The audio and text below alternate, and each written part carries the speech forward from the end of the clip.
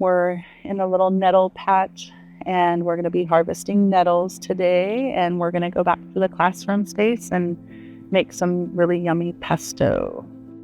As you connect more and more with our plant relatives, there's just so much to learn.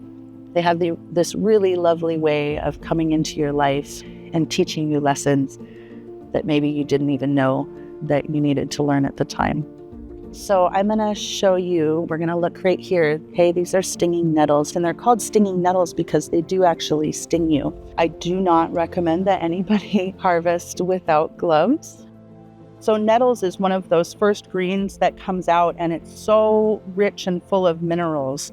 So this is the right time of year to harvest nettles for food or for tea. So we're in like April, May. And you'll see as it goes on later in the year, they'll get bigger and they'll have seeds on them. And once they go to seeds, that's beyond the time when you want to harvest them for food or for medicine. And so I'm just going to you'll see there's like the little bud in the middle and then the two top pieces.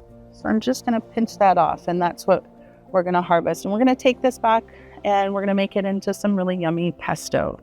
And I will welcome and will welcome. Why? So we're going to make some nettle pesto. This is one of those recipes that is up to you to make. I'm going to put pine nuts in there. Some people use walnuts or pecans. Some people have nut allergies and don't put any nuts in there. Parmesan cheese. I really like a lot of garlic. Basil. So the water is just now boiling. So what I'm going to do is I am going to put our nettles in there for 1 minute. And while I'm doing that, I'm going to get an ice bath ready, because you're not trying to cook the nettles. And so the ice bath afterwards stops the cooking process. And then I'll go ahead and just dump them in the strainer again.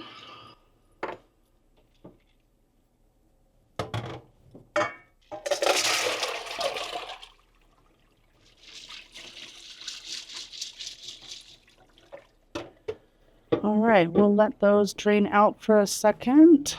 Come over, and this package is about a cup of pine nuts, and that's about what I would use for this amount. Put our garlic.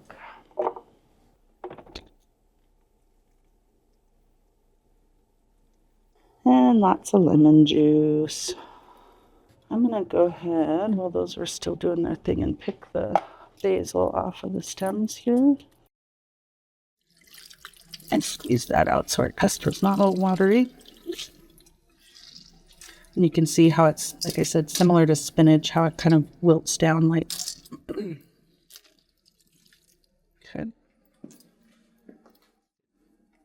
So we've got just some Costco extra virgin olive oil. And I'm going to turn this on and add the olive oil in as I am blending it. So it's going to get loud for a second. My apologies. Okay. Oh my goodness, that smells so yummy. Now I'm hungry. It must be lunchtime. Well, it's been a real pleasure to share a little bit of what I know about nettles with you all today. And I'm sorry that you couldn't all be here to taste the nettle pesto, but I really hope that at some point in time you'll have a chance to get out and harvest and try one of our delicious local fresh spring green.